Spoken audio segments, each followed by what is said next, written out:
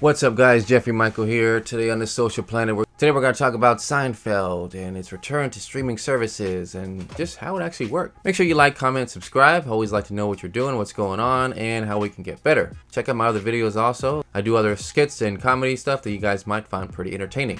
So, let's get into this. Seinfeld left us on Hulu, yet is returning to Netflix and in much needed time this October 1st. And let's face it, we need our Seinfeld.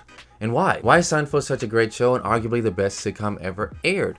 Well, today we dive into why Seinfeld just worked in celebration of its return to streaming services. First off, let's start off with the characters. George is a miserable friend, just can't seem to get ahead because of his own luck.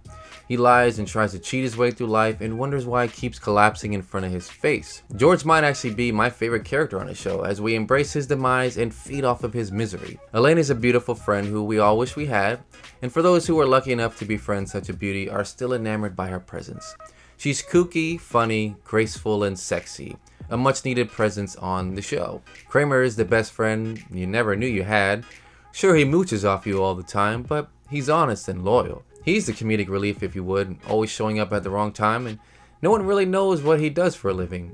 Hell, I don't even think Kramer knows what he does for a living, but somehow he gets by. The show may not even need Jerry because of all the shenanigans the rest of the cast get into. Jerry is more like the piece that brings them all together. They start off in the apartment, then evoke their petty insanity on the streets of New York City and its surrounding boroughs. Even Newman is an added essence that entertains us with his jolly presence. But everyone else contributed, from the extras in the coffee shop to the actors and actresses with small roles. The doctor, when he delivered the line to Elaine about the dog bite, was hilarious. And then there's the pitch. Genius idea first off, and arguably the show's takeoff. Sure, the show was already in its 4th season by the time the pitch aired, but the idea to write a sitcom based on a comedian who is confronted to star in a sitcom is genius and a pioneering act no other TV show attempted before this. Even so, Kramer's idea for a freak show would have been just as groundbreaking.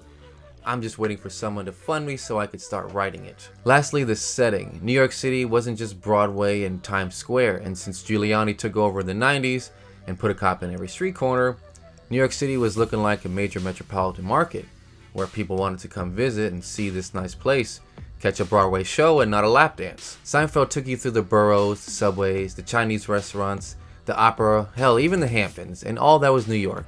Everyone wanted to live in New York City, or at least was curious of how life was lived there. There's no place like New York City on earth, and viewers got to indulge in its beauty once a week for 9 years.